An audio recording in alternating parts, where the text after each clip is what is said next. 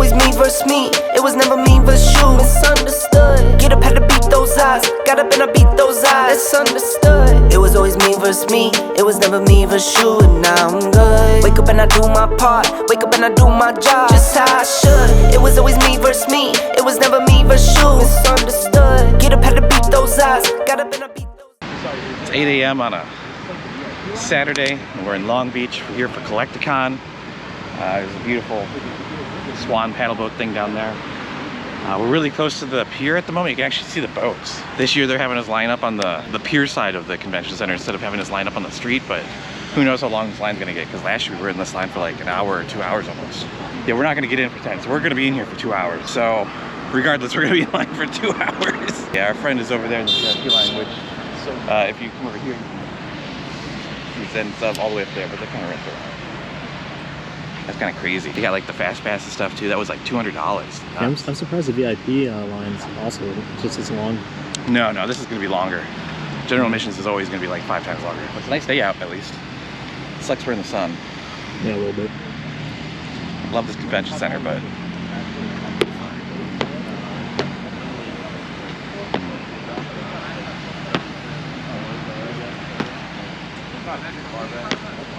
here we are, guys, at collectacon. This is my second year here. If you haven't seen my video from last year, be sure to check it out. I'll link it in the top right for you guys. But we're heading into the lobby right now. It's 9:30. We're gonna wait another 30 minutes on the inside to get our wristbands, and then we head on into the hall. And last year they had a second con here for like spas and stuff. That's not happening this year. It's only collectacon. So, you know, that's the good news. Security's about the same. I actually feel like security's might be a little bit lighter this year. Yeah, and I love this convention center so much. Long Beach is such a pretty convention center. I don't know if this really constitutes as a line anymore. It's kind of a silly looking line. I've never seen this before. Yeah, this is the first time I've ever seen an event do this type of line like this. It was pretty efficient, I'm not gonna lie. Their line management skills were really on point. I didn't have any issues with the way they did the line. Actually, I take that back. When we went from being outside to the inside, you kind of don't know what's going on. They didn't really tell us. They just were sort of guiding us in a way. And so a lot of people like sort of jumped line and, you know, got a little bit further ahead. Not that it mattered at this point. Like, at this point, we were all getting in at about the same time. Here I am in front of their giant Pikachu. This was super cool. And then we're heading on in. At this point, it had already been, we're getting in at exactly like 10. Like, this line was moving. It's schmoving. But here we go. We're gonna see the insides of collectacon for the first time this year. And wow, look at this, oh my goodness. I actually think collectacon's smaller this year than last year. It didn't feel like there was as many big booths.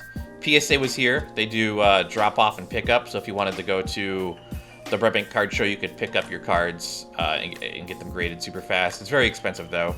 And Chum Lee from Pawn Stars was here doing some stuff. I couldn't get a really good video of him. I couldn't even recognize if it was him or not because he's lost so much weight. He doesn't even look like, you know, what he looked like on the show. But I'm sort of just wandering around this front area. There's not a really big crowd yet. The crowd does pick up as the event goes on. You know, there was a line up until maybe like about 1 p.m. to get in, but it got significantly shorter. The line to get in was much faster than it was last year. And now all these people here are waiting in line for voice actor signings, and they're all here for a few people, as you can see. Like, some voice actors are a lot more popular. They had, you know, the voice of Mario, and just so many people here. Look at this, he's got such a long line. And everyone's dressed up as Mario. There was a lot of Mario cosplayers. But yeah, we're just gonna wander around a little bit. One of my goals for this video is I wanted to try and get some Lorcana packs, because that is the hot topic thing right now, and I couldn't get any. The prices were just so absurd, and as you can see, a lot of the booths aren't even open yet. It's so early. There was a lot of card games. Collectacon is definitely for card games and, you know, Pokemon type stuff. So this is like a new Pokemon type card game that's trying to, you know, do big here at Collectacon. Stuff looked really cool. Their plushies were really cheap. There's a lot of that though. There's a lot of card games here that you've probably never heard of, and they're all trying to like vie for your attention. And these guys were doing it right. Like, look at these packs were pretty cheap. I think they were like $3 a pack. I should have maybe gotten one of these. I didn't really like the designs all that much, but they were definitely pretty cool. I liked their display, and their boxes were pretty nice. This was just a really clean setup, a really clean table in general. Like, very easy, very friendly to, like, approach. They had their cards over here in a binder, and this is why I knew I wasn't going to get a pack, because I wasn't too into it. And then we come over here. These were really cool. This booth is at almost like every con. I am not too fond of them. A lot of this is like probably bootleg, not gonna lie. It looks really cool though. All these lights and LEDs are super cool. They attract a lot of attention, but all of their art stuff I just don't trust. Metazoo is here. Metazoo was here last year as well. Gotta get a picture with this giant moth thing. I'm not into Metazoo. Let me know in the comments down below if you guys are into Metazoo and if I should play it. But Metazoo, I feel like they didn't have as big of a presence as they did last year. So here's the Metazoo booth. And they had this last year, but I feel like it was much bigger last year. I think they had artists here last year, and they also had a thing hanging from the ceiling. So it just feels a little bit downgraded, but it looks like they were trying to get more area for like play tables and stuff. Maybe that was like some criticism they got or something, I don't know.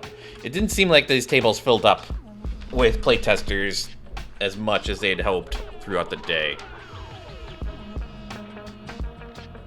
But Metazoo is like a really big, like, Pokemon clone in a sense. I'm sure it has its own mechanics and stuff, but it gives very, like, vintage Pokemon feel. And we're going to come up on a booth in a second from Addicts Collectables, and I actually went to their event that they had in Burbank. You can check out my video for that, and I'm going to talk about that in just a second. But I wanted to go see if they're going to host a new event, and they're not, well, they don't know yet. So hopefully maybe they will in the future. But yeah, they were super nice. I don't want to spend $200. They're nice guys. So they had a nice little mini event. You can watch my video for AddictsCon on that. It was a nice little event in Burbank at the Oso. I think that used to be the Holiday Inn, maybe. But it was a nice little event. I liked it. It was very cozy.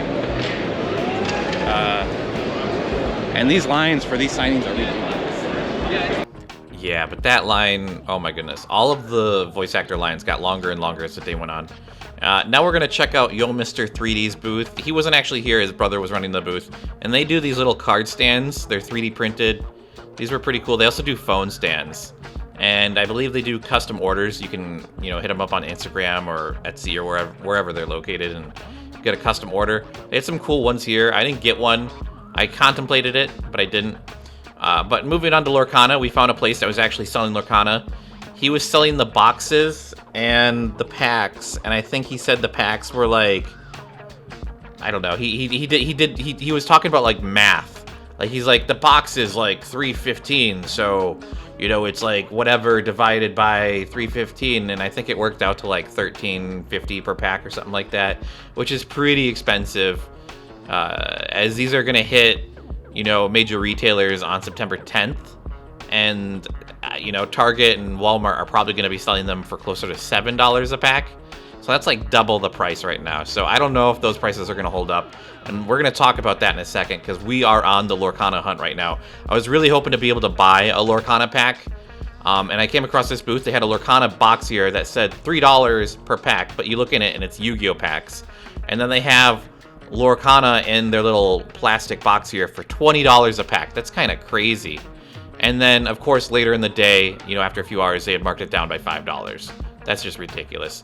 And then we came across Blast Off Comics, and they actually had singles from Lorcana, for sale here. And these are actually pretty good priced from what I could see.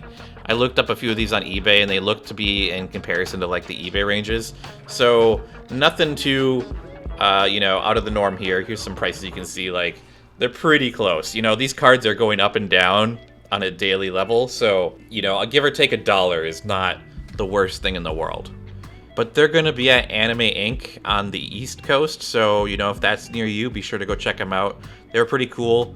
We talked to them about tattoos for quite a while because we have tattoos and they had tattoos, and when you have tattoos, you bond over tattoos. This is something I love about tattoos, is you get a tattoo, it's like a big red warning signal to, like, if you don't like tattoos, like, just stay away from me. If you don't like anime, just stay away from me, because, you know, you get an anime tattoo, people who hate anime won't come up to you. Like, it's just how it works. But of course, Zion Cases is here as well, and I love Zion. I don't have one myself. I don't have many cards, but these are, like, such good-looking cases. I love equipment, and these cases, oh my goodness. I work in the film industry, and if you've ever worked with a camera, you know how important, like, a good case is to protect your camera. And I totally get it. If you're gonna get like a $300 Funko Pop, you want to get a good case for it. I'm gonna be honest though, when you get a Funko Pop signed, they're signing the box, they're not signing the actual Funko Pop, and so I kind of irks me a bit. But yeah, these cases are so nice. They're so good. So the single is going to be $40 and the double is going to be $70. And they said they were going to be out in about 6 weeks from when I filmed this. It's about 5 weeks from recording, and I think that's going to be about like early October, mid-October. So, check out for Zion releases. But going around the con some more, I'm looking for some cool stuff, and I come across these cutout, I don't even know what you'd call these, but these are super cool. Like these cutout print framed anime characters. It's some really cool characters here. These are really cool. I forget how much he said they were, but good selection of characters. I just have no more wall space. Like, I buy all these posters and it's just like I have no more wall space. Like, where would I put this? I like need a ladder to get higher on my ceiling or something, like, oh my goodness. But yeah, he had all the waifus over here. Like, check this out. You got Cyberpunk and Fire Force, Sword Art Online, and all of the waifus are here. These are super cool. They look so much nicer in person because the main character is like cut out, and so they're a little bit three-dimensional. I actually saw the Albedo one there. I really love Albedo, but I wasn't fond of that cutout. It didn't look as good as the other ones, I'm not gonna lie. I think it was because the backdrop was black and white, and Albedo is also kind of black and white with her dress, so it just didn't look as good. But going through the con, there's so much Pokemon stuff. There's Pokemon everywhere. There's card stuff everywhere. These are like furry Pokemon cases for cards, which are pretty cool, and there's so many cards. Like, this is like sensory overload for me. I can't even read any of that. Like, oh my goodness. Coming up on to some more unique cards. Shocker here. We got some Final Fantasy cards, and those are pretty cool. And they got some Fire Emblem cards on the inside. I don't get a good shot of those, though, so we're just not going to bother about it. But yeah, going on about Collectacon. Last year's Collectacon, the crowd was so different. I feel like, the vendors were different, the crowd was different. It was more crowded for sure. The layout was way different. The layout this year was much better, and it was a lot easier to get around. But it felt like it was a different crowd. Like, this felt more like younger and, less older folks. Last year it was definitely older. I think the musical performance might have had some impact on that, because this year they had Sugar Ray, and last year they had Vanilla Ice. And I'm not gonna lie, Vanilla Ice is like a name people can get behind, but Sugar Ray, I can't even name a single one of his songs. In fact, I didn't even stick around for the Sugar Ray performance. I'm not gonna lie. Like, it didn't entertain me. But speaking of cards, these Duel Master cards, this is an unopened box here, I believe, of boosters, and that was $600. It's crazy. I think the Digimon was even more. There was a Pokemon there too. There was a lot of vintage card boxes here that just, were going for crazy prices. And one of the really cool booths that we came across here was Phantom Displays, and they had these plastic magnetic card holders that hold your PSA graded cards for like Uber protection. They're really heavy. These are like really heavy plastic cases that go over your PSA cases. And my friend got one because he was saying, like, it's so expensive to get them shipped because they're so heavy. So if you find these guys at an event, it's just so much more practical to buy from them in person. And they had the single, and then they had the 3 for card pack here, which was really cool. I really like these. They're very heavy. They're very sturdy, very durable. Great way to like ship things around, I'd imagine. If you have to take a card across country, I would definitely want to put it in one of these if it was like super expensive. And then right across the way, there was like some K-pop or J-pop idol cards, which are pretty cool. And we're going to be going into a bunch of card stuff now in just a second. And here's like some Kickstarter card game. We're entering like the Kickstarter card section, okay? So we're going to be taking a look at a few card games. The first one is going to be Mythrel. This one's pretty cool. It's like a digital and IRL card game, so it lines up with, you know, the IRL card. They were a Kickstarter campaign, and they got some decent, you know, funding through Kickstarter. They're also on Steam and Android and, you know, iOS or whatever, so you can check them out and play for yourself. They also had a comic here. I think it was $2. I only had $1 on me, so I didn't get the comic. But I made an account, and they let me spin the wheel, and I got 10 in-game packs, or 10 cards, I think. Yeah, 10 cards.